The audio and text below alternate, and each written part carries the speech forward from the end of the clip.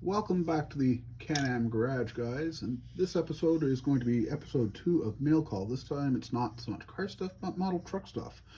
First up, a little something from our friends at Ranger Detail Technologies, some True Color paint of glossed fire engine red and sprayed out. That's what it looks like. Sure looks right to me. Moving on, we have a nice little fret of photo etch from ST Supplies in Canada, which will allow you to convert the AMT Freightliner into a Powerliner. Now, this was available both as a conventional cab over, and it also can be done for a white Freightliner. Very, very nice photo etch, as you can see. Not that expensive, and if you're even have the remotest interest in the truck, definitely something to get. Moving back to Ranger Detail Technologies, I'd ordered this some time ago, and it took them a little while to get this to me, but they've got Ranger Detail Technologies does a whole series of conversions. So they offer Squad 51, just in case you're wondering. They also offer Engine 51, both from the TV show, and it's a conversion to make a Thingbox 2.0 trailer and tread plate plans and patterns that allows you to build a generator trailer. Now, that's the instructions, believe it or not. I have a thumb drive on the way, as my Apple doesn't do CDs, so that's quite all right. No extra cost for that, at least in my case. I don't know what he's going to do for you, for how he'd do with anybody else, but as you can see here, the patterns are scribed into the sheet, and it tells you which ones they are. It's been highlighted, which is very cool. Really, it's a matter of gluing and sanding and various other things. You don't need to worry about cutting the parts to the sizes right. There's even detailed parts like the slam locks, some tools that came along with it, both for sanding. Very handy, very good. Templates when you had to do them in printed form. Cooling fans, which I'm guessing are copied from model railroad stuff. Gauge decals. Oh boy. The rear, all the parts to build the rear bumper. These things are not terribly cheap, but they're not that expensive either for what they'll let you do, let you acquire the skills to do this yourself too. Screen material and framing. The exhaust stack. Everything in a bag is going to do exactly what it says. What that looks like. Oh, tow hitch castings. There you go. Not what it looked like. 3D printed spotlights and poles. Very, very cool stuff. Light tail lights, bezels, and gauge panel. Again, very, very cool stuff. Grab handles and hinge material. I'll show you how to do everything. So actually, if you look at that, if those aren't staples, if these aren't staples, I'll eat my shirt. It's just a matter of thinking how this is going to work.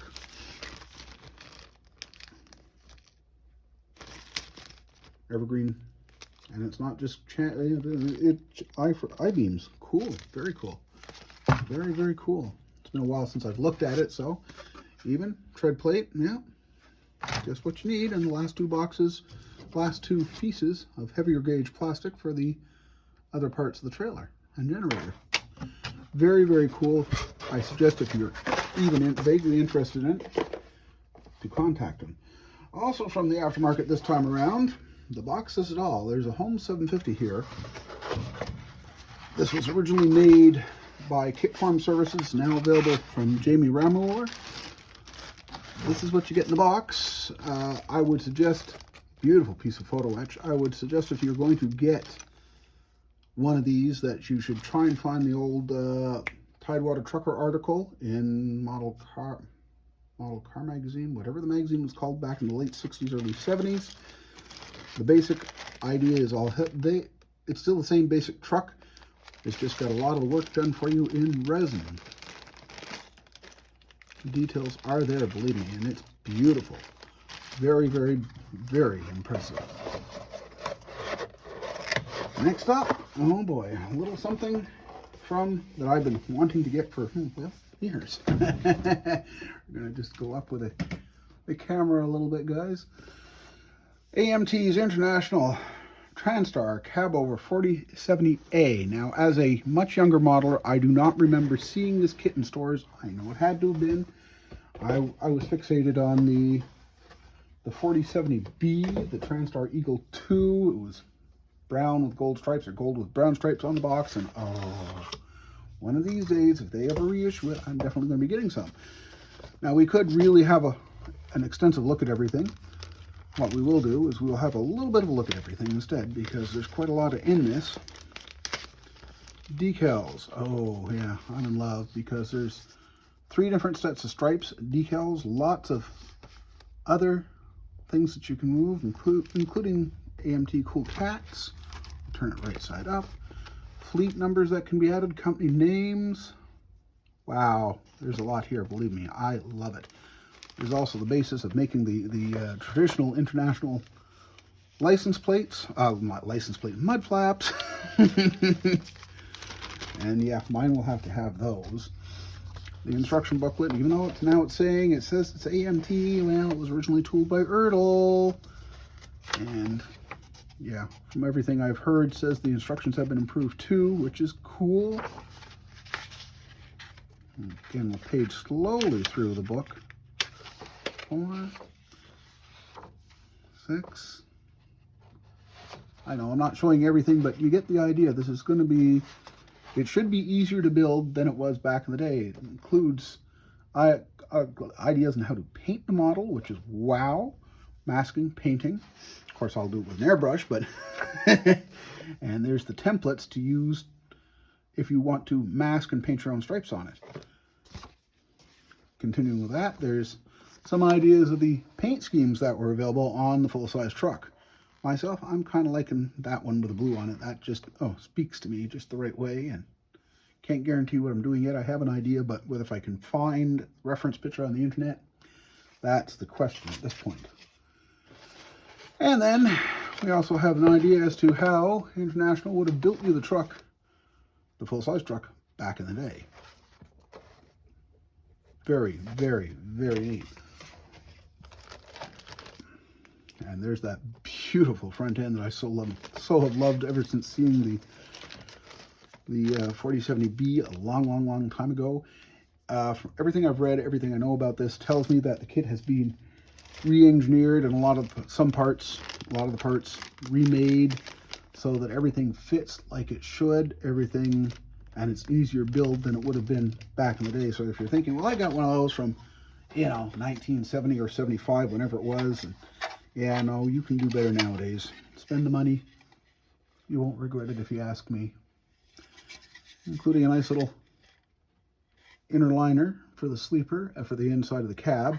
I haven't removed the excess plastic at the moment, so it's not going to go all the way in, but you do get the idea. It is going to fit. It is going to look good. There's no sink marks because they didn't mold it double thickness. Very nice.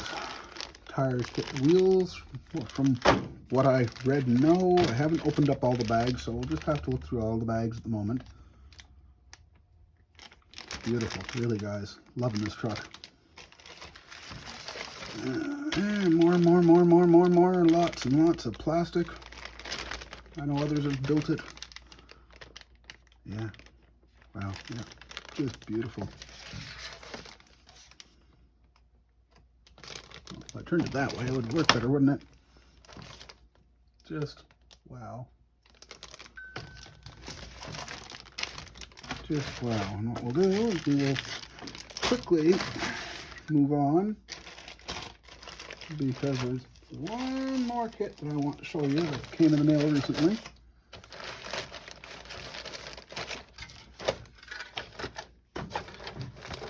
Everybody goes in, everybody came out, everybody will go in.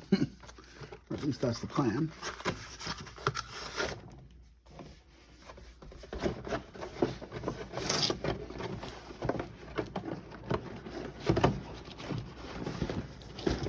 Lastly, something that I've been waiting for a little bit of time too is, oh wow, we'll do it like this.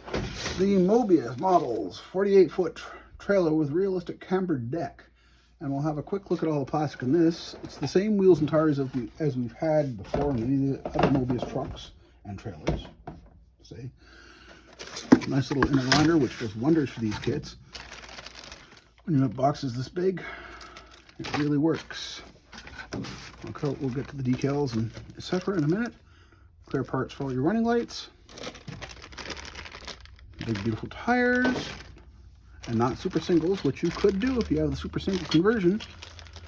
The underdeck boxes and various other goodies. The landing gear, which is nice. There's a front bulkhead for the trailer to make sure whatever's on the load on the trailer doesn't go visit your driver in the tractor. Toolbox sides, the doors, I should say, frame members, etc. Here, wheels and various other detail parts, including the air brake cylinders, the axles, the air tank, and then how in the heck did they do it, you say? Well, there's one great big deck. It's beautiful. That, of course, would be the axle end. And there's two sets of frame rails, in case you're wondering, how do you make one loaded and make one unloaded? It's actually pretty easy.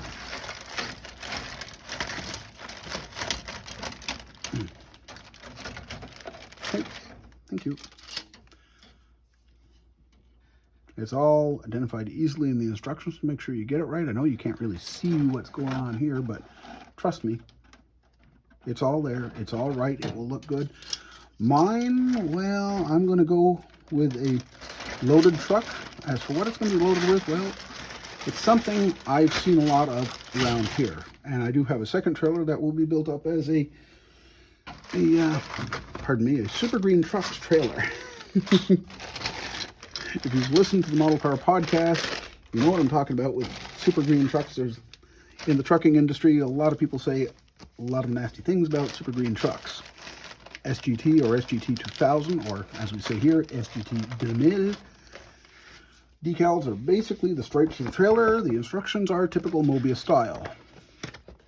All laid out very nicely. Painting instructions in the middle. Beautiful. Just beautiful. Well, guys, that's it for this episode. We'll see what we get done on some of the projects in between more mail calls. Thanks for watching.